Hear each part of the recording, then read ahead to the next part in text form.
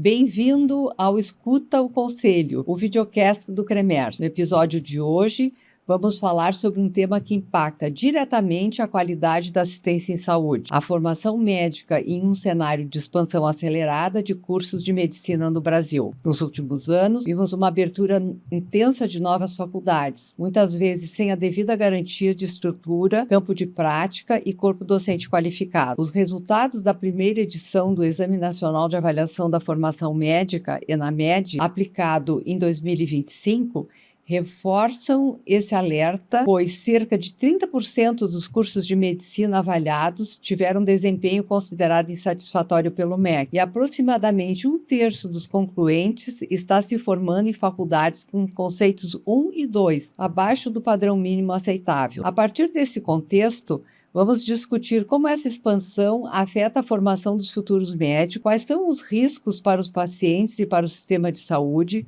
o que mostram as avaliações nacionais de curso e por que quantidade não significa necessariamente melhor acesso ou melhor cuidado. Para falar sobre o assunto, recebemos especialistas que acompanham de perto essa temática. André Luiz da Silva, médico de família e comunidade e conselheiro do CREMERS, João Carlos Santana, pediatra e professor da URGS, Silza Tramontina, psiquiatra e conselheira do CREMERS. Antes de começar, inscreva-se no nosso canal, ativando o sininho para não perder nenhum episódio.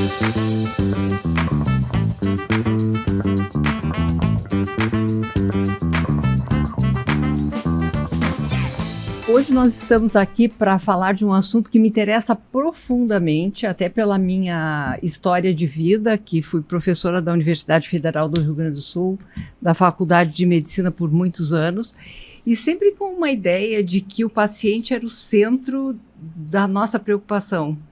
Então, todas as atividades que ocorriam em volta de um paciente, o paciente era a primeira pessoa que a gente teria que valorizar e se interessar.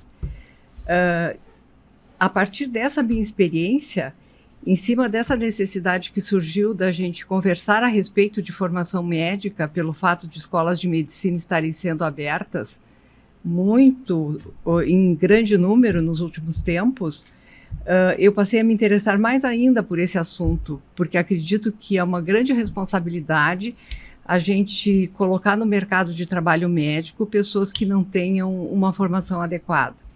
Então, é esse assunto que nós vamos discutir hoje. O meu nome é Tânia Furlaneto, eu sou conselheira do CREMERS, sou presidente da Comissão de Docência e Preceptoria Médica. Nós temos conosco 3 médicos que trabalham também nessa comissão de docência e preceptoria médica, cada um com uma área de formação. E gostaria então que o Dr. André Luiz da Silva, que é nosso conselheiro, se apresentasse.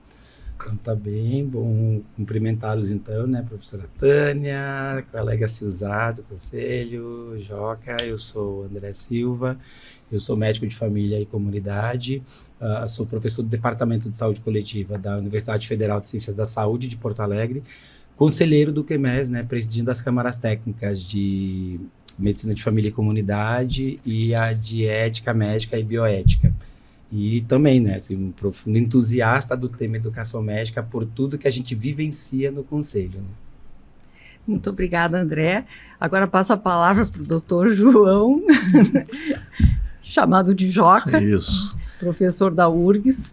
Se chamar João Carlos, eu vou achar que é minha mãe que está chamando, porque é a única que me chama assim, né? Eu sou Joca mesmo, Joca Santana, eu sou emergencista pediátrico atualmente, né? Já fui intensivista e sou professor na URGS, fui professor da PUC e sou professor na Unicinos também agora, né? 3 grandes instituições, no meu ponto de vista, que fazem a gente refletir de maneiras diferentes sobre essa história de formação de recursos humanos, porque quando a gente fala em formação de médicos, a gente está falando, na verdade, ainda mais quem trabalha com medicina coletiva, formação de recursos humanos, né? Qual a qualificação que a gente está dando para essa gurizada, o que está acontecendo. Eu sou particularmente muito interessado nisso, né? Vamos conversar aqui. E temos também a conselheira do CREMERS, doutora Silza Tramontina, com uma grande experiência na área de psiquiatria de infância e adolescência. Eu sou Silza Tramontina, então eu sou psiquiatra, especialista em psiquiatria de infância e adolescência. Trabalhei 26 anos no clínicas, na linha de frente, na SUS, atendendo no ambulatório, preceptora do ambulatório, e nos últimos anos, 4 anos, eu atendi no CAPS infantil. E então tive um contato muito grande com alunos, residentes, né, de várias faculdades, especialmente da URGS, que eu tinha mais ali.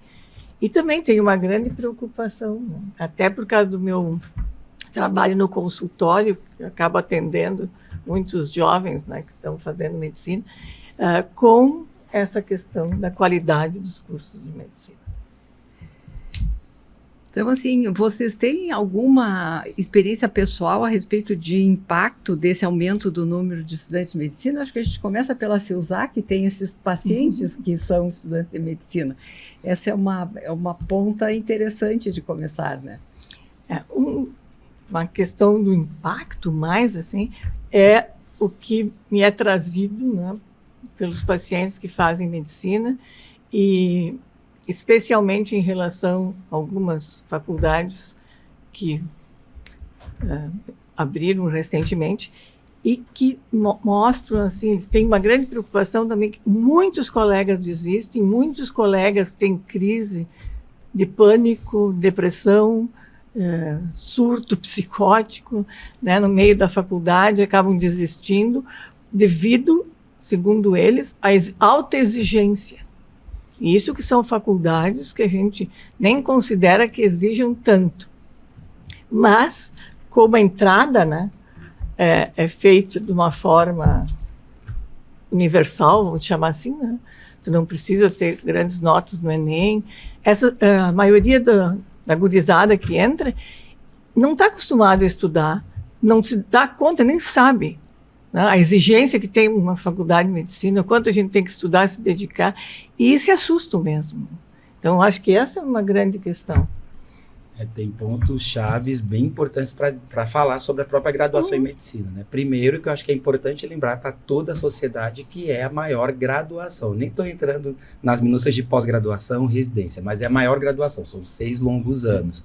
Uma média de 8.000 horas aula. E quando a gente olha para as diretrizes curriculares, as que foram homologadas ano passado, né, 2025, a gente vai ter aí um aumento expressivo, né, do internato, que é o estágio de fim de curso, equivalente para os demais cursos, 35%, e uma participação massiva em áreas-chave, que são atenção básica, atenção primária à saúde e emergência e urgência no SUS. Então, isso por si só já traz o peso da exigência. Então, fica muito, às vezes, vulgarizada, isso, a questão da nota baixa no Enem, se vulgariza, às vezes, a formação, e aí eu vou falar como gerente, né, trabalho com gestão em saúde atualmente, né, gerenciando serviços de atenção primária, que é uma das portas de entrada comuns do recém-formado, e o que a gente percebe com esse impacto, falando de experiência pessoal, de largada é um despreparo para elementos básicos, assim, uma simples entrevista de emprego, né, de falar de elementos da prática médica, que de largada eu percebo, né, como contratante, né, como uma pessoa que contrata.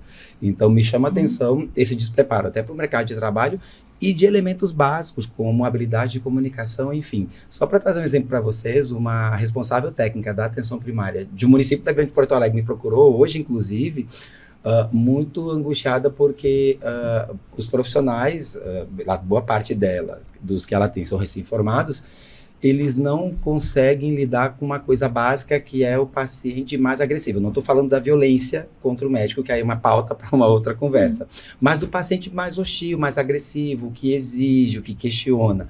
Isso requer habilidades de comunicação. E habilidade de comunicação a gente treina na graduação. Então, o que está acontecendo, né, e onde é que está escapando elementos básicos, né, que a própria diretriz curricular ela traz. E aí tem uma discussão que a gente vai ter que fazer, bom, se por um lado a gente teve, né, uma explosão desenfreada e talvez sem um estudo mais cuidadoso de escolas médicas, por outro lado teve um enrijecimento no bom sentido das diretrizes curriculares, porque elas vão trazer exatamente essa questão de assuntos chaves, né, como emergências climáticas, o preparo exatamente de atendimento em rede no SUS. Então tem N elementos que a formação médica, por ser complexa, ela traz. Então, quando se fala, né, e trazendo até a postura do conselho, né, muito assertivo em relação à abertura desenfreada, há quem diga que é reserva de mercado, e não é isso. A gente está falando de segurança do paciente, acima de tudo, né, porque a gente está falando de profissionais que vão cuidar de vidas. E, quer dizer, se eu tenho, né, como a Cis atrás, nessas questões de base, que já vem adoecidos, porque o curso realmente ele tem uma alta exigência, mas, claro, precisamos olhar com carinho, né, que nível de exigência é esse. E, claro, tem as angústias das próprias novas escolas que talvez não ofereçam o mínimo de prática, enfim. E aí é que tem um papel fiscalizatório importante que a gente vai ter que discutir. Saiu uma pesquisa, né, do Dr. Lucas Spangenberg, da PUC, sobre os estudantes de medicina, eles já entram na faculdade adoecidos. De base, e é verdade. Em torno de 50% já tem diagnóstico psiquiátrico. Depressão, ansiedade, diagnóstico. E então isso já é muito preocupante. Não, e é verdade, eu sou membro do comitê de ingresso extravestibular da universidade, né, e lá a gente percebe esse número massivo de condições mentais, neurodivergência, né, que vêm e realmente adentram a faculdade. Então também que estrutura vem sendo dada, né, assim como o Joca, eu fui professor da PUC também por longos 8 anos, e lá a gente instituiu, inclusive, a tutoria médica como uma porta de entrada para até olhar essa questão do adoecimento mental, né, como uma forma de acolhimento, de boas-vindas à instituição. Eu trabalho com tutoria na própria UFSPA, e de largada a gente já vê as condições de base, e às vezes pegando os alunos. E aí quando tem realmente uma alta exigência, e às vezes até uma heterogeneidade de disciplinas, né, umas que exigem muito, outras que exigem pouco, e aí as angústias até estruturais nessas novas escolas, não tem prática, eu não vi paciente, e mesmo a primeira vez que eu vou ver um paciente na semiologia, por exemplo, né. Então, se eu não tenho um preparo, né, uma estrutura que respalde esse aluno, bom, o percurso formativo dele pode ser extremamente problemático, né? Sim, doloroso e catastrófico. E eles entram muito jovens, né? Muito jovens, ainda adolescentes, né? Porque se a gente for fazer uma comparação, né, a maioria dos adolescentes hoje, por exemplo, de 17, 18 anos, eles correspondem aos de 12, 13 da minha época, tipo de pensamento, toda uma estrutura emocional, né? Então também isso, acho que é muito atrapalhado. E tem uma virada de chave brusca, né? Porque a gente está falando do ensino médio que tem essa pegada do adolescente, né? E a gente está falando de ensino profissional, de uma profissão, né, super séria, né, que tem muita responsabilidade, né? Muita responsabilidade de responsabilidade esferas, extrema, né? Responsabilidade técnica, uma certa responsabilidade social, né? Como eu brinco com os alunos, quando eu coloco na bio da minha rede social que eu sou medicina PUC, medicina UFSPA, isso já tem um peso de largada, até porque, como vocês bem sabem, assim como tem coisas muito bacanas, né, da medicina, resultados de pesquisa sendo divulgado, notícia ruim com o médico vende, né? E com o estudante de medicina vende, né? Não vai ter lá, sei lá, homem acusado de cometer tal crime. Vai estar lá, estudante de medicina ou médico acusado de, né, ou cometeu tal delito. Então, esse peso de responsabilidade, de largada, as pessoas têm que se dar conta, né, para poder exatamente, talvez, pensar em construir o seu percurso formativo minimamente responsável, né? Mas olhando para as novas escolas, elas têm um desafio, né? Primeiro, eu tenho que falar do bom e velho ENAMED, né? Que foi tão debatido, tão analisado. Antes da gente passar para o ENAMED, eu queria perguntar para o Joca, assim, ó, que eu fiquei bem... ele, que é uma pessoa que tem muita experiência, ele fala a tua escola é Unicinos. Quantos anos tem a Unicinos? Há quantos anos está formando alunos? Ela já tem o terceiro para quarto ano formando alunos. Formando alunos. E o que tu acha que foram as condições que permitiram que tu considerasses essa uma grande instituição? Que eu acho que isso aí pode fazer uma diferença, né? A filosofia de quem monta a escola de medicina. Qual é o meu objetivo quando eu faço o quanto eu quero investir na formação dos médicos. Eu acho que esse é o ponto que o Joca pode nos ajudar. Obrigado. A professora Tânia eu admiro porque ela sempre me estimula muito a falar coisas sobre educação médica, sobre ética, e é bom ter pessoas assim por perto, né? Eu diria o seguinte, eu até nem vim preparado para a gente falar especificamente de uma casa ou de outra casa, de uma instituição, então que bom. E eu estava pensando enquanto ouvia vocês atentamente, sabe quando a gente começa uma apresentação, congresso, a gente diz, eu não tenho conflito de interesses, né? Sim. Eu tenho muitos conflitos de interesse nessa área que a gente está conversando aqui, porque eu sou profundamente preocupado, como tu bem lembrou agora há pouco, com formação médica. Com formação médica, assim, eu sou muito comprometido em ficar pensando se a gente está no caminho certo, a coisa que tu faz com o aluno, né?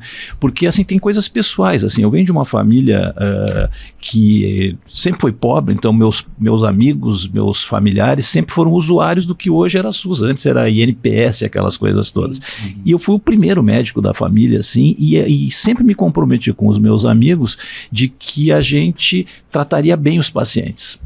Quando eu estou formando alunos, eu tenho o privilégio de ser professor, isso é um privilégio ser professor, a gente tem que ajudar essas pessoas a terem uma formação de ver aquele paciente, não como um paciente, mas como alguém que poderia ser um teu familiar, por exemplo. Ele não precisa ficar numa emergência 8 horas esperando um exame, ele tem que ser conversado, ele tem que ser identificado. O exame físico tu tem que trabalhar com ética, com uma coisa de preservar a intimidade desse paciente. Então, assim, eu sempre me comprometi com isso, então eu tenho um comprometimento dos meus interesses, porque eu acho não entraria numa instituição que corre o risco de não ser bem avaliada ou que traz algum prejuízo ou que leva um questionamento, enfim.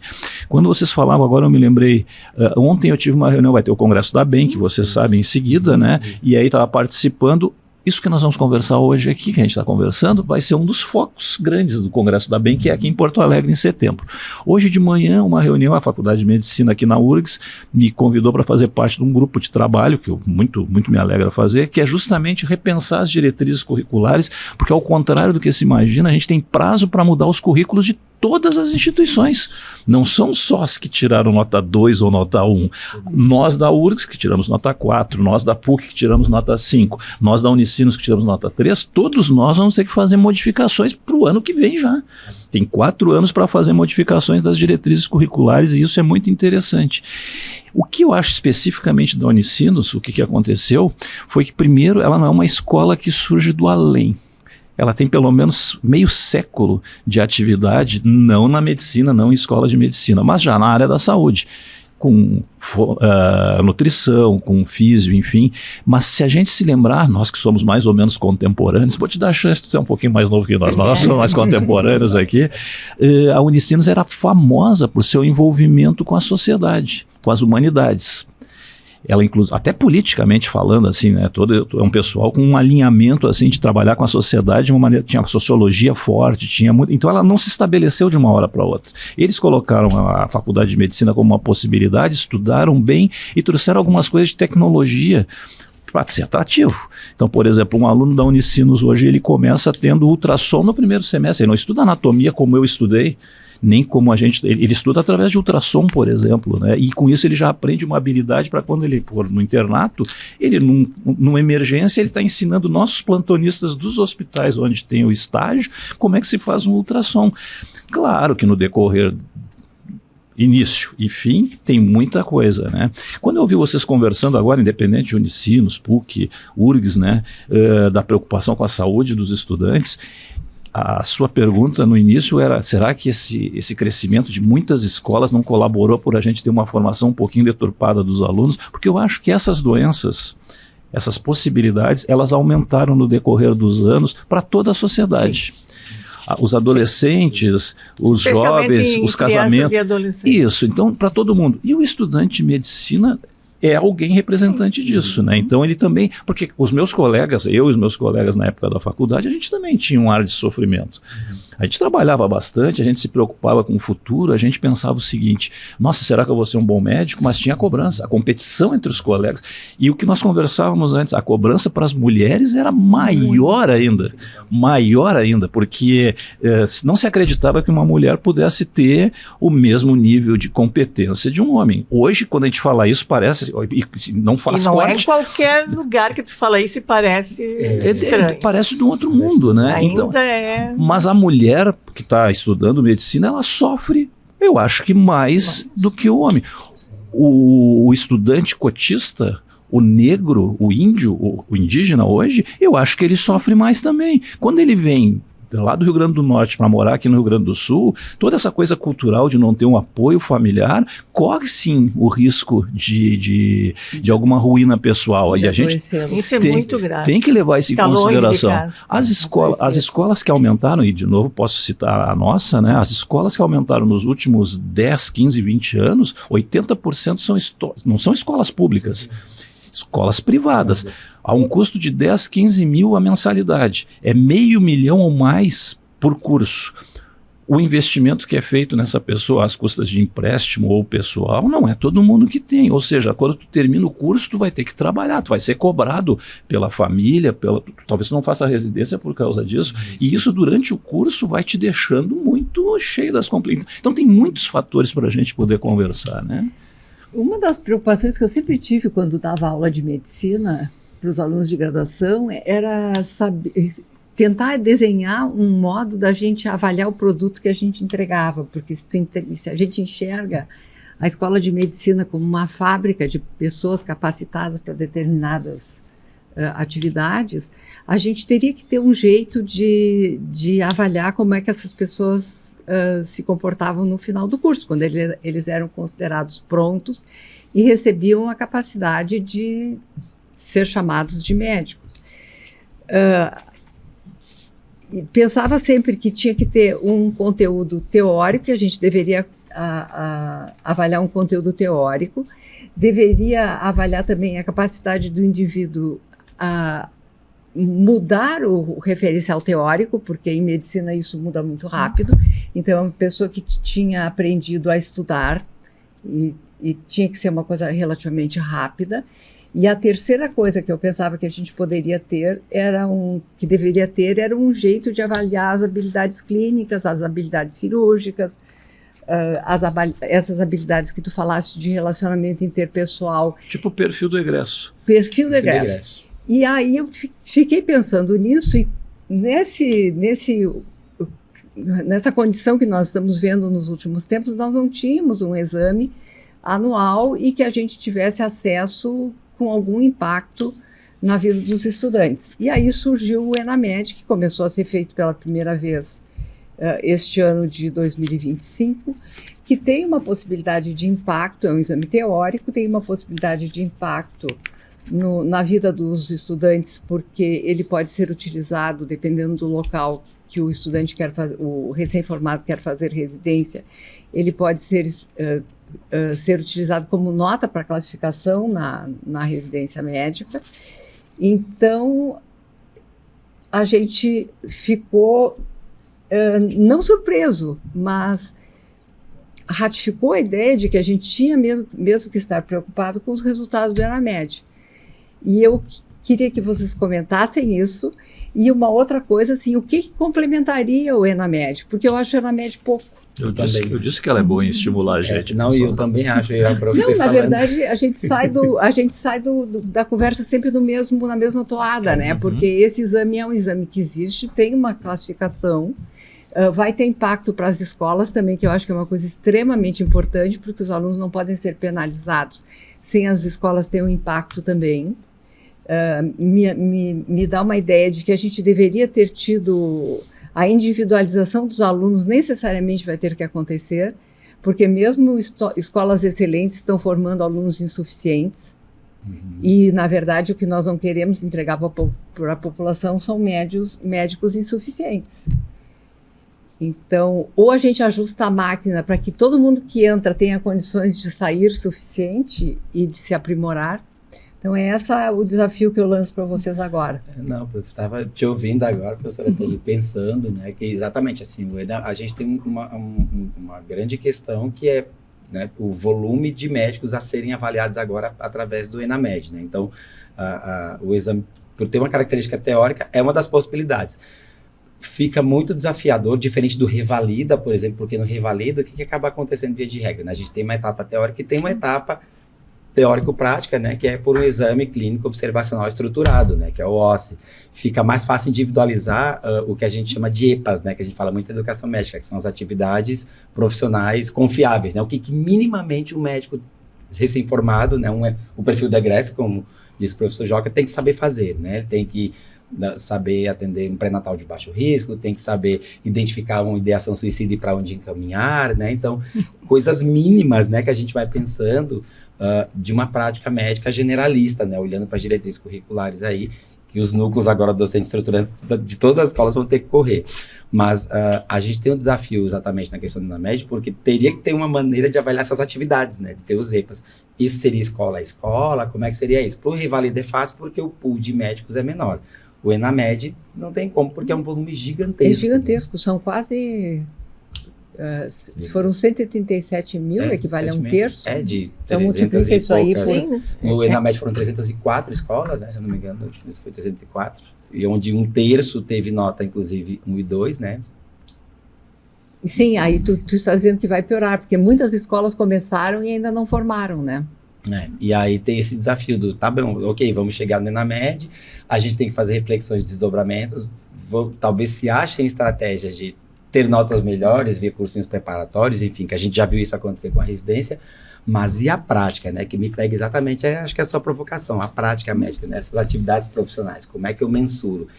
Internamente na escola, tem possibilidades, né, acho que o Joca estava falando da questão da gente refletir, né, será que eu estou entregando um bom produto? É uma reflexão que eu faço como professor o tempo todo, né, assim, o que está saindo daqui, né, assim, que produto a gente está moldando para a sociedade. Eu penso muito exatamente nessas atividades como uma das maneiras, assim, o que eu consigo minimamente, né, ter de bloco de tarefas que eu faça de forma adequada. Mas quando eu vou para uma avaliação macro, fica muito mais desafiador. Até porque, né, vocês falavam antes de uma pessoa que, né, pensando no Enem, que saiu do Rio Grande do Norte e veio para o Rio Grande do Sul. Aliás, bem-vindo ao meu mundo, aconteceu exatamente isso comigo. Né? Eu sou do Rio Grande do Norte. Dobrou o mapa. Dobrei o mapa e vim sem rede de apoio àquele, fui construir minha história.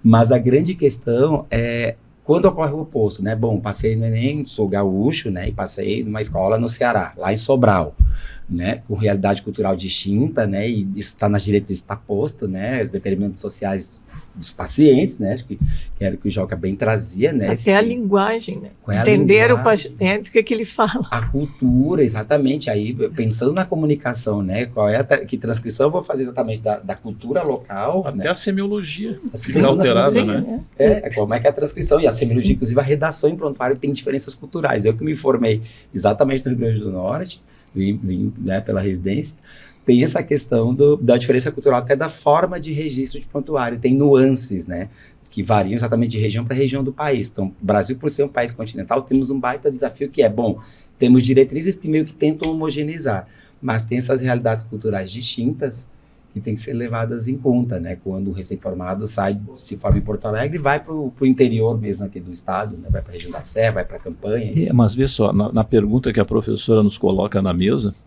quanto ao ENAMED propriamente dito, acaba sendo contraditório para nós 4 ou para a comissão lá do CREMERS que faz essa avaliação, porque nós temos a noção que algumas escolas não são boas independentes da prova. Nós sabemos. A própria escola sabe disso. Faz uma avaliação, qualquer visita, a gente sabe que pode ter suas alterações. A prova em si, eu acho contraditório quando a gente diz uma prova só vai avaliar o todo. E com uma nota só. Olha só, eu vou tentar explicar um pouquinho mais. Para a gente avaliar um aluno, muitos deles ganham até a láurea acadêmica por causa da continuidade de notas que ele tem. Não necessariamente a saúde mental dele está preservada, não necessariamente ele tem habilidades de comunicação, ele vai fazer um EPA, um OSCE, talvez não saia tão bem, mas ele tirou notas na prova em algumas coisas e ele tira uma nota ótima. Na avaliação institucional também. Eu acho que uma nota só de uma prova, o ENAMED foi ótimo, porque chamou a atenção de todo mundo. E eu acho que esse que foi o grande papel do importante. Eu, por exemplo, acho que uma escola de medicina hoje... começamos, na verdade. Começamos a avaliar, mas tem que ser num crescente. Começamos. Eu acho que a gente pode fazer provas de um jeito diferente. Não precisa fazer prova de anatomia, fisiologia, faz um conjunto. Para passar do ciclo básico, 4º ano, para o ciclo clínico, 5º e 6º ano, eu acho que tinha que ter uma prova também. Eu acho que cada faculdade tinha que realmente responder por uma prova que talvez fosse externa, para que mostrasse o aluno 4 anos fez, ele tem condição de seguir para a parte prática, onde vão ser cobradas outras avaliações. Aí entra a EPA, aí entra a óssea, aí entra algumas coisas. Aí nós vamos ter um produto, aí nós vamos ter um indicador. Até tem uma tentativa, né, da própria BEM, que é o teste do progresso, né? Tem uma tentativa que é um ensaio, né? Disso, é um ensaio disso, mas que, obviamente, não dá conta por N motivos, pensando exatamente nessa forma de ensinar, talvez em bloco, né? Mais do que ter essa segmentação que a gente viveu, né? De anatomia, fisiologia, semiologia. Por que tem que ser assim? Quanto a provas práticas também, né? Eu participei de vários grupos, inclusive alguns para residência que tinha blocos de provas práticas, bancas, e era muito interessante. A gente fazia teatro, fechava a rua, fazia um monte de coisa, era interessante. O que acontece? A gente viu que se tu usa para seleção isso, a prova teórica é muito parecida em resultado com a prova prática. São os mesmos, eles mudam a classificação, mas não necessariamente um exclui o outro, né? Então, se uma prova teórica for muito bem feita, que bom, essa qualidade diz quem é quem. Mas não é a única avaliação que faz. Isso que tu tinha falado antes, que me contaminou muito, a relação médico-paciente, essas coisas todas são muito importantes da gente. Muito, né? Tanto que quando a gente vai olhar competências, né, tem a famosa divisão, né, de conhecimento teórico, habilidades e atitudes, né? Eu acho que o atitudinal, que talvez seja esse elemento oculto, que o ENAMED não vai conseguir mensurar, que é isso, qual é a minha postura perante o paciente, qual é a minha postura perante um registro de prontuário, qual é o cuidado até com o manejo de informações, né, dados sensíveis. Este é o Escuta o Conselho, o videocast do CREMERS. Aqui você acompanha os assuntos mais atuais e que têm impacto real na sua vida. Não esqueça de se inscrever no canal do CREMERS, curtir, comentar e ativar as notificações para não perder os próximos episódios. Seguimos falando sobre formação médica. Tu falaste antes, André, sobre a questão da faculdade querer, né? Como é que a faculdade quer formar o seu aluno. E essa é uma questão importante. Será que essas faculdades que são de grupos, por exemplo, não tipo Unicinos, no Anchieta, que tem toda uma mantenedora, né? Os jesuítas, com toda uma história secular maristas, secular de envolvimento com a educação, eu penso que é uma situação. Mas um grupo de investidores criar uma escola de medicina, eu tenho dúvidas se eles estão interessados, de fato, em formar bons médicos. Qual é o propósito? Qual é a proposta? Qual é o propósito? Porque os grupos confessionais, eles têm propósito, né? Exatamente. A filosofia jesuíta de base. Tem um nome a zelar. Tem um nome a zelar, mas é isso aí. Nós estamos num ponto crucial aqui do nosso Escuta o Conselho, então estou escolhendo o próximo assunto. Uma das coisas que eu acho que nós temos que levantar aqui, que é fundamental, é discutir se vocês acham que os critérios de autorização, avaliação e supervisão das escolas médicas precisaria mudar para a gente evitar essa abertura discriminada. Em suma, a responsabilidade do MEC. Esse é o ponto. A gente tem um desafio de largada, se for pensar, quando se olha, né, para os últimos editais de abertura de escolas médicas, eles trazem até alguns pontos-chave, né? Assim, tem que ter um mapeamento de responsabilidade social, mapeamento da rede de saúde local. A gente sabe que muitas vezes isso não é levado em conta. Às vezes se coloca o que vai no papel, né? Às vezes se coloca qualquer coisa no papel, aceita tudo, né? Como se diz. Então, tem um ponto-chave, né? Que inclusive, é a grande discussão no meu cenário real do dia a dia, que é a falta de campos de prática dos alunos, tanto para as disciplinas como para o internato. Então, de largada, temos um problema. Tu sabe que eu tenho pensado nisso? Pacientes têm, né? Porque nós temos muita gente doente. Sim, envelhecimento populacional, adoecimento mental. Nós temos muita gente doente. O que eu tenho ideia que provavelmente nós não temos proporcionalmente são os preceptores. Porque na medida que a gente faz a prática em ambientes do SUS, os indivíduos que estão praticando medicina no SUS é que vão instruir os pacientes. Que não deveriam. Instruir os alunos. E essas pessoas poderiam eventualmente fazer esse trabalho desde que elas tivessem um treinamento. E existem várias ferramentas de preceptoria, né? Muitas vezes não é dada, né? A discussão que se tem, né? Inclusive em aberturas em cidades polo, né? Dessas novas escolas, é justamente, talvez seja o primeiro ponto, é pensar, eu estou chamando o corpo docente aqui, mas incluindo os preceptores juntos, né? Um corpo docente de preceptoria minimamente qualificado, né? Todo mundo que orienta. que é todo mundo que orienta, né, de geral. Então, tem uma formação em educação médica, né, adequada a pessoas entusiastas, né, como o Joca, a Tânia, mas pensando nos preceptores de terem uma formação mínima exatamente para que ferramentas eu vou usar para conseguir ensinar a esse aluno em campo de prática. A gente já tem um problema. Não só as coisas ligadas à técnica. Não, as atitudinais, como eu falei. Mas as atitudes, a forma de lidar com os pacientes. Não importa, porque a gente tem um problema anterior a isso, que eu vou falar para vocês que eu acho que ninguém nunca olhou, poucos locais no país, no mundo um pouco mais se olha, que é a própria estrutura, né? Quando eu vou pensar em enfermarias, em cenários de emergência, em unidades de saúde, que é muito da minha realidade, elas não são pensadas para ensino, elas são pensadas para assistência, ponto. Então, não vou ter, talvez, um local adequado para fazer preceptoria, para fazer round de discussão de caso. O Clínicas até tem uma dupla militância. Dupla militância. É uma exceção. É exceção. Tem uma exceção, mas aí quando a gente olha para o cenário de prática, porque o que acaba acontecendo com essas novas escolas, e até escolas tradicionais, vou falar pela própria fundação, que tem nota 5 na média, mas apesar disso, tem dificuldade com o campo de prática, é que se acaba conveniando, tentando ir atrás de serviços conveniados, como, né, prefeitura, enfim. E falando das unidades de prefeituras, né, Rio Grande do Sul afora, Brasil afora, é isso, não se tem estrutura, né, voltada para ensino. Então começou errado. Começou errado. Começam errado. De largada. Mas talvez tenha começado errado há mais tempo.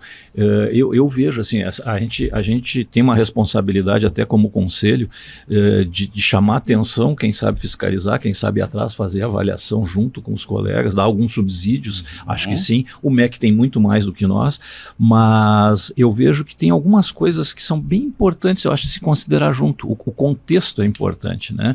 Eu vejo assim, se abriram 80% das escolas que abriram são as privadas e o custo é alto, se o número de vagas para residência não é proporcional para absorver, se esses colegas estão no mercado, o que aconteceu com os, como é que eu vou dizer sem me comprometer muito, mas com os responsáveis pela saúde pública.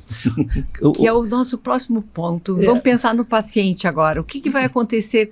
Qual vai ser o impacto? E eu acho que isso aí justifica a preocupação do Conselho Regional de Medicina, é o impacto desses médicos no mercado, na saúde dos pacientes. Mas nem tanto, não só os médicos, sim, mas eu vejo assim, o responsável pelo município, o secretário da saúde, enfim, o prefeito, enfim, as pessoas que são os gestores colocados lá.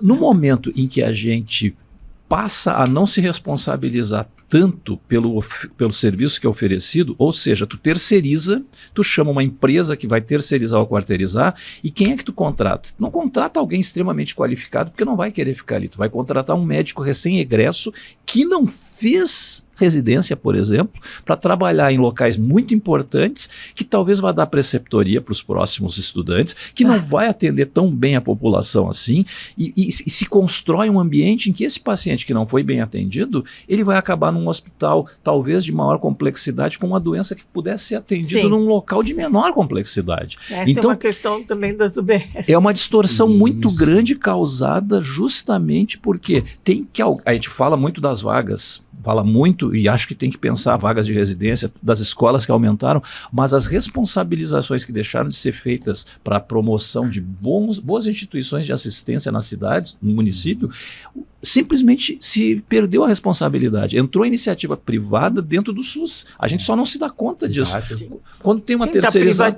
O SUS está sendo privatizado. Isso, eu não sou contrário a não ter parcerias, não é isso. Muito pelo contrário, eu acho que quando tem alguma coisa bem feita... A parceria é outra coisa. É outra coisa. Mas alguém que chega lá e contrata um médico sem nenhum benefício pessoal, férias, enfim, e que põe para a rua imediatamente, atrasa salário, e que o sujeito, porque eu tenho que pagar a faculdade que eu acabei de fazer, e ele se submete a fazer, porque ele sabe que é transitório, é horrível essa situação, né? É muito ruim e mesmo. ainda tem uma questão adicional que os gestores não se dão conta, porque é muito festivo, né? Eu, como um gestor num município pequeno, vamos abrir uma escola médica, né? Isso foi alardeado em vários municípios, a gente viu. Só que eles acabam não parando para pensar que, vou pegar médio prazo ao longo de 6, 7 anos, né? Tempo da formação médica, Isso acaba custando caro, porque um médico mal formado, né, ele vai até onerar a rede de saúde, porque exatamente não vai regular adequadamente para média e para alta complexidade de paciente hospitalar, vai pedir exames a mais. Isso vai onerar fila de regulação. Muitos exames a mais. Muitos exames a mais, porque exatamente não tem, talvez, elementos técnicos robustos para exatamente fazer um diagnóstico clínico, baseado na semiologia tradicional, enfim, e otimizar pedidos de exames. Então, a reflexão que os gestores não fazem a médio prazo, né? Fica na coisa do, legal, mais médicos, ok. Vocês abriram um capítulo aqui que é um dos meus assuntos preferidos. Eu nunca perco a oportunidade de falar nisso. Existem estudos grandes, maciços, com dados absolutamente claros de que a pessoa que tem o mesmo médico, ela interna menos e morre menos. Então, vive mais.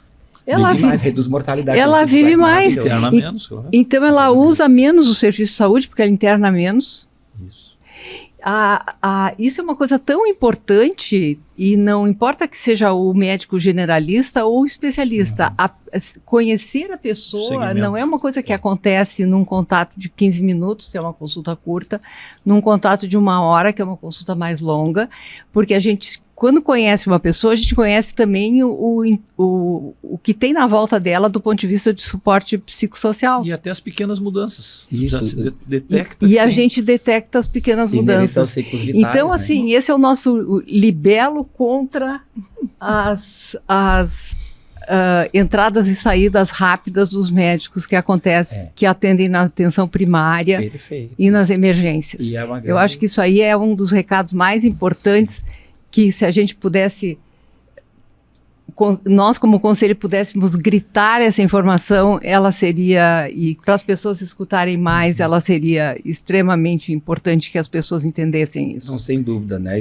Sai mais caro e é doloroso, porque tem um impacto direto na vida das famílias. O sujeito que tu não atende bem, ele acaba frequentemente agravando. E vem mais vezes. Mas isso eu diria que já está assim, né? Porque assim, eu vou incomodar um pouquinho os médicos da comunidade. A UBS, ela tinha que ser um funil, né? A grande maioria atendido lá e poucos terem que ir adiante. Mas para isso, precisaria, no meu ponto de vista, um médico de família, um pediatra e um psiquiatra.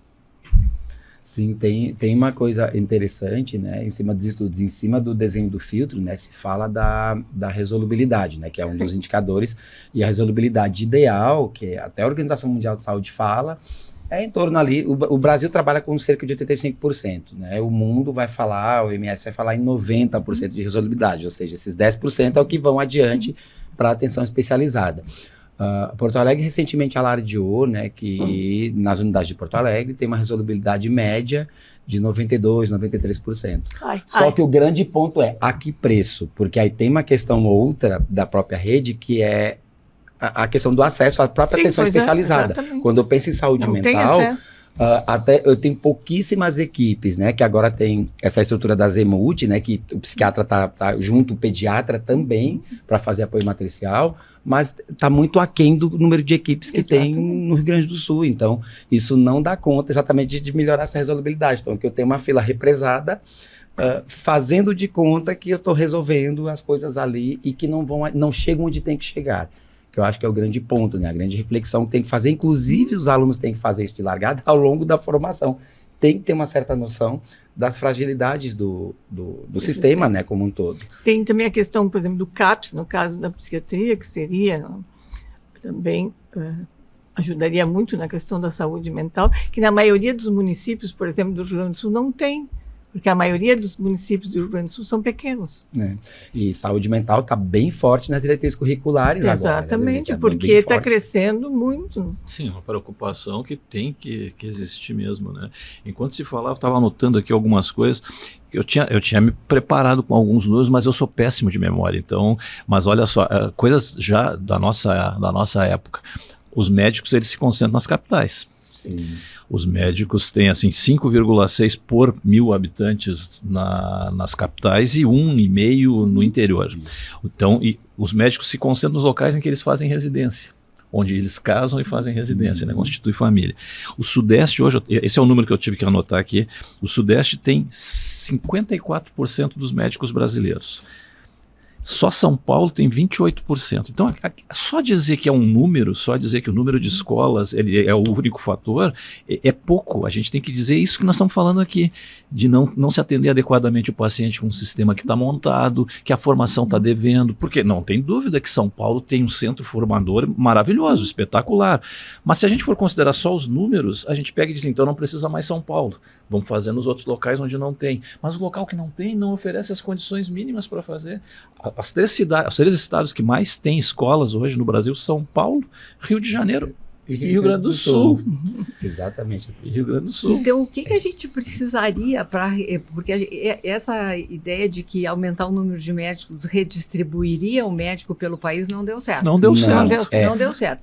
Porque a pessoa que tem que trabalhar no lugar onde ele tem espaço para trabalhar. É que tem um grande ponto. O que a gente precisaria fazer para fazer com que os médicos se fixassem nos lugares mais longínquos? Vou reduzir em uma palavra, política. Eu estou falando da palavra política porque... Não partido. Não partido, tá, gente? Política de política pública, tá? Que fique bem claro. Por quê? Uma coisa que a gente fala muito ao longo de décadas é que, independente do partido político, agora sim, né? Se teve muitas políticas de provimento. Muitas. Se mudou nome, teve PITS nos anos 80, isso veio desde a época da pré-SUS, teve várias estratégias de interiorização de médicos. Então, se teve muita política de provimento, mas nenhuma política de fixação.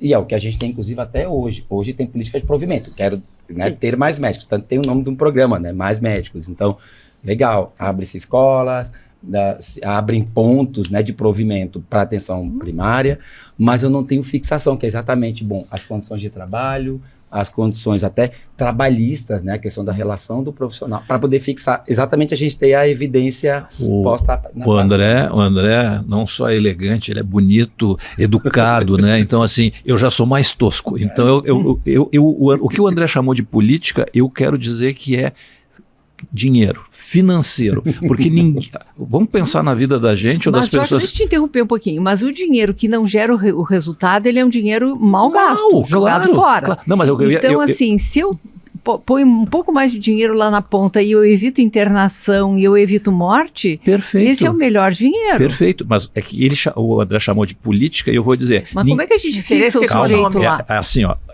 por que eu digo que é financiamento, é dinheiro? Ninguém vai me enganar nessas coisas todas. O que eu chamo de prioridade, eu só mostro que é prioridade se eu pego o meu dinheiro e coloco ali. Se eu não coloco meu dinheiro ali, não é prioritário. Alguém que diz que a minha prioridade é educação e não financia escolas, ele está mentindo, ele está fazendo um discurso. Eu, na minha vida, eu não me importa onde eu vou morar, mas eu invisto tudo na casa ou no carro, é naquilo ali que eu estou. Então, no que tu investe é o que realmente é prioritário. Então, os governos, as políticas, como alguém educado diz, né? Eu não acredito, eles não investem verdadeiramente nisso, por isso que investem mal, que é essa a conclusão. E qual é a tua receita de investir bem? Eu acho que tem que se fazer concursos, por exemplo, além de montar o sistema, e pagar bem com todas as possibilidades do sujeito trabalhar bem em determinados locais. Tu tem toda a razão. Essa é a minha receita também. Quer dizer, tu dá condições para o sujeito viver uma vida confortável, que ele não fique... Isso. Que ele não tenha dificuldade de sustentar a família dele e de ter uma vida saudável. É a mesma coisa para professores. Com uma segurança e com tempo para que ele faça educação continuada. E que mais que falta? Estabilidade, né? Com estabilidade até de trabalho. Férias. A gente tá falando de férias. Pode-se e eu acho que também cobrança, cidade, sabe? Sua casa. Indicador, olhar para E eu acho que tem que ter indicadores, porque a gente não pode pensar que só vão ter que dar coisas, eles vão ter que responder. Então, como é que ele responde? Ele responde com educação continuada? Que outros indicadores vocês usariam? Tem indicadores até atualmente, que até o próprio Rio Grande do Sul trabalha a partir de estratégias do Estado e do governo federal, que são indicadores mesmo que se usa, né? Tinha o Prevenir Brasil até pouco tempo, e agora tem o novo financiamento do Ministério da Saúde, que eles chamam. Então vai ter desde número de consultas médicas, a gente sabe que às vezes tem nuances éticas para olhar isso, falando de nós enquanto conselho, mas tem a questão do número de consultas, até, por exemplo, índice de cobertura vacinal, que é uma coisa do serviço, mas quando eu venho para a medicina mesmo, do atendimento médico, percentual de pacientes com um tratamento diretamente observado de tuberculose. E que, ok, isso é uma entrega de processo, como eu falo, mas não é entrega de desfecho, que é assim, o que por exemplo, pegar sífilis, que tem muita incidência aqui no Rio Grande do Sul, né? Qual é o número de pacientes com tratamento completo de sífilis em acompanhamento, né, curados que nós temos? Nós não sabemos. Se olha muito para, ok, eu diagnostiquei, fiz teste rápido e ficou nisso, isso tem indicador para isso. Mas indicador de desfecho, que é a entrega, né, a gente falou muito de entrega né, nossa de professor para o médico recém-egresso. Mas qual é a entrega desse médico lá, né, no nível de tratamento, no nível de acompanhamento? Tu sabe que tem uma experiência com os ingleses usam para avaliar os médicos, periodicamente eles são reavaliados e eles são validados, né? E uma das coisas que eles usam é os médicos coletam todos os cartões que eles recebem dos pacientes, todas as mensagens que eles recebem dos pacientes, e eles vão fazendo um portfólio de aceitação e de bom relacionamento. Eu nunca vi um povo atender de maneira tão cortês os pacientes como atendem os médicos ingleses. É muito interessante. E isso aí porque a avaliação deles depende disso. Então, esse seria um indicador, né? Esses indicadores todos, misturando... Como é que é visto na comunidade, qual é o impacto que ele tem do ponto de vista de saúde? Mas o médico nem fica na cidade tempo suficiente, nem de uma vez o paciente já é trocado, como é que vai ter isso? Mas antigamente o posto de saúde ficava com o médico, ficava 1 hora. Então não é um fenômeno de agora por causa das escolas. De provocar, Joca, porque como a gente é contemporâneo, antes do SUS, né, que tinha os outros previdências, os médicos ficavam para sempre. Na sua unidade, lá no seu posto, no postinho. No postinho, ou no atendimento a outro tipo de grupo profissional, que era por grupo. E a gente conhecia o médico, assim... Claro. Na escola tinha médico, tinha dentista. Então, a vacinação era feita, chegava na escola, vacinava todo mundo, nem perguntava se o resumo da nossa ópera seria dar condições. O que a gente vai fazer para fazer o médico ficar no interior?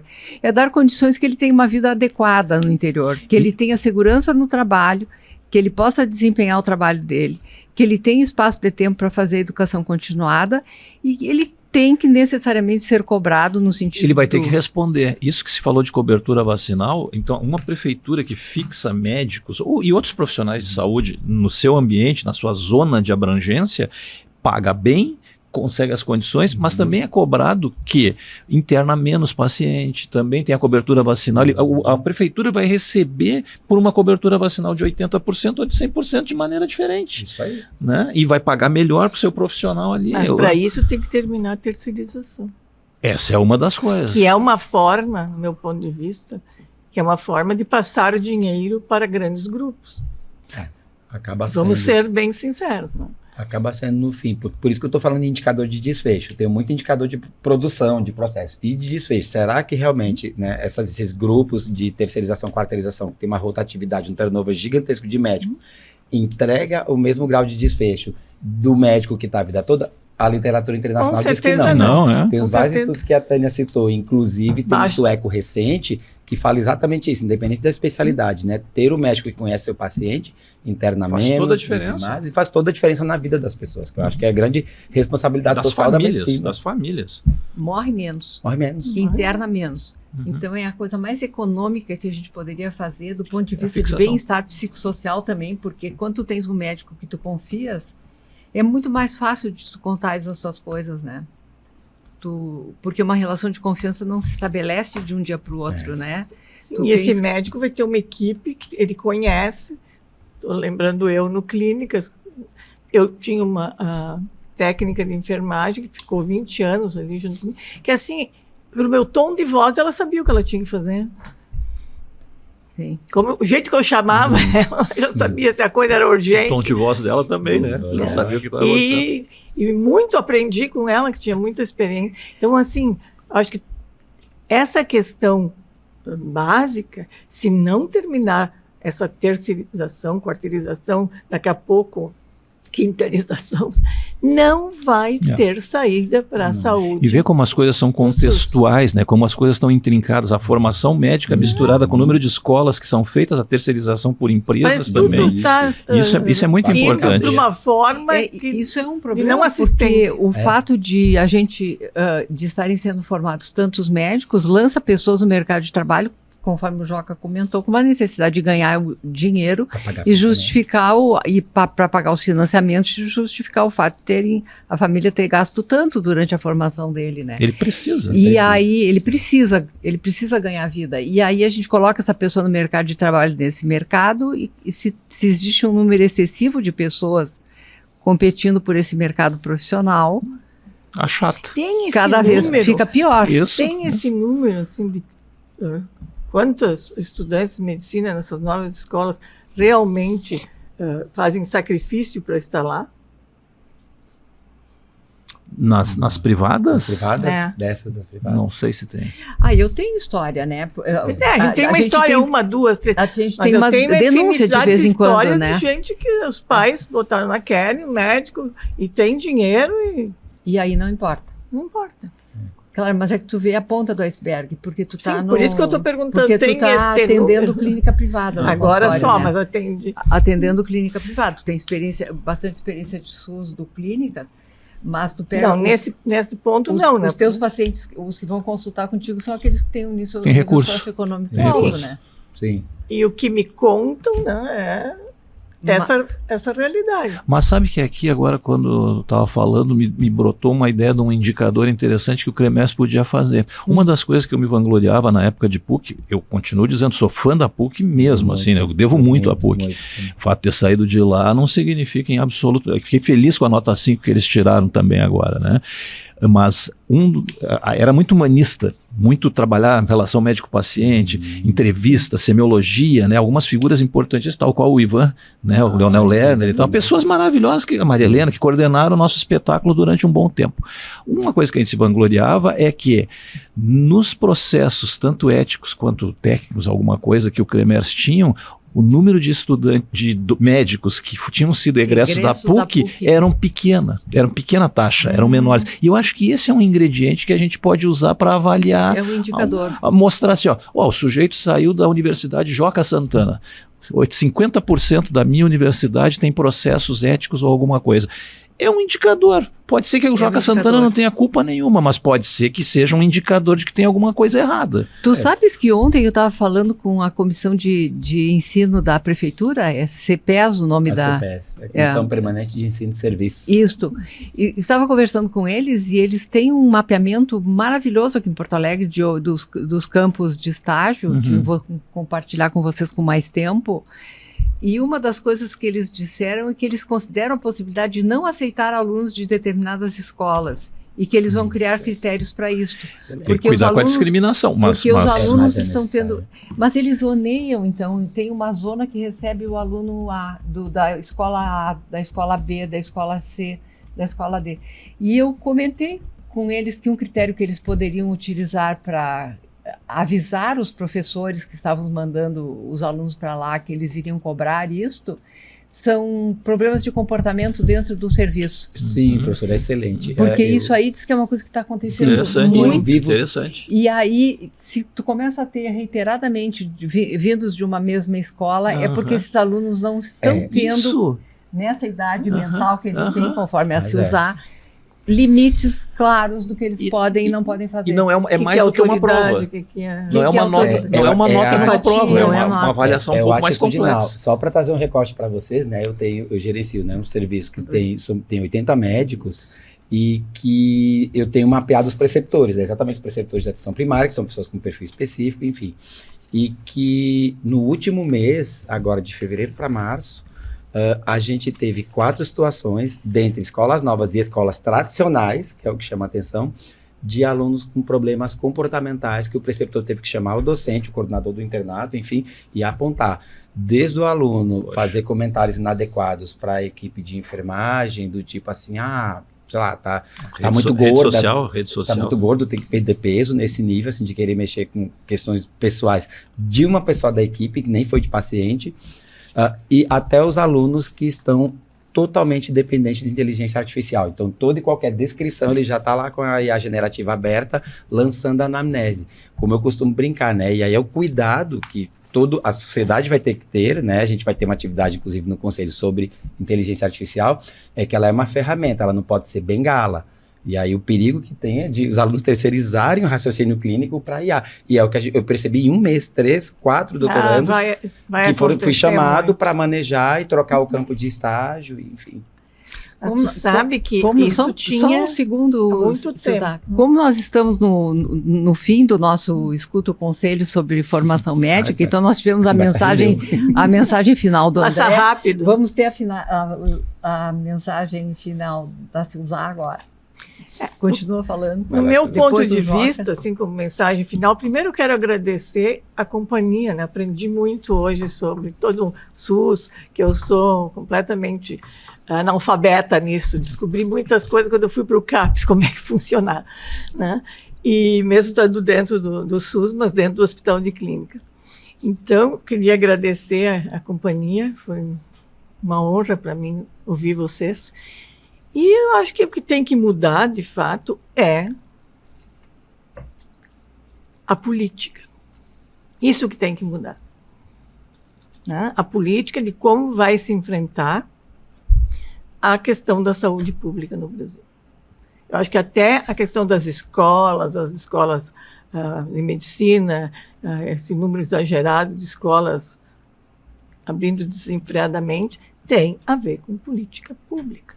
Então, eu acho que a gente tem que gritar, lutar, né, a gente, como CREMERS, para mudar a política pública, porque senão a gente vai enxugar o gelo. Joca, qual seria a tua mensagem final? Primeiro, eu estou muito lisonjeado por compartilhar as ideias de vocês, fico muito feliz. Professora, obrigado pelo convite, é uma honra sempre lhe ouvir e receber seus estímulos, tá? E eu acho que a gente tem que pensar sobre 2 focos sempre, a gente abordou um pouco aqui, seriam temas de várias outras discussões, que é a formação de recursos humanos, são os nossos alunos, a responsabilidade que a gente tem com isso, quase como um pai. Né? Ser professor é muito isso, tu enxergar o aluno como pai e ao mesmo tempo enxergar o paciente como o teu pai, a tua mãe, o teu avô, alguém. Então, assim, fazer a formação uma coisa que seja realmente o que é a sociedade, né? Medicina vem de medicar, que é cuidado. Então, que a gente aprenda a cuidar. A gente vai ter inteligência artificial, vai ter uma série de coisas, vai ter vários tombos que vamos ter no caminho. A política, a tua política, que agora é absorvida por todos nós, tem que fazer ser bem respeitada a política de saúde pública, mas eu acho que não dá para pensar que é só o aumento de número de vagas de residência em tal local que é a responsável. É uma coisa bem complexa e a gente tem responsabilidade nesse controle, nessa vigilância, né? A minha mensagem final é de agradecimento por vocês terem concordado em participar. E de agradecimento também ao Conselho Regional de Medicina, porque nós não tínhamos uma comissão de docência e preceptoria médica no Conselho até a gestão passada. Isso é uma coisa nova e eles me ouviram. Eu incomodei muito, né? Vocês podem bem imaginar, porque cada oportunidade que surgia, eu me insurgia lá, defendendo a ideia de que a gente deveria tentar proteger os pacientes do futuro, formando bons médicos. Que a gente protege a sociedade se a gente usa melhor os recursos, a gente não bota o dinheiro fora, e isso são coisas assim extremamente importantes. Então eu agradeço a essa gestão do Conselho por ter criado essa nossa comissão de docência e preceptoria e a oportunidade de estar aqui nessa atividade de escutar o Conselho, espero que seja bem escutado.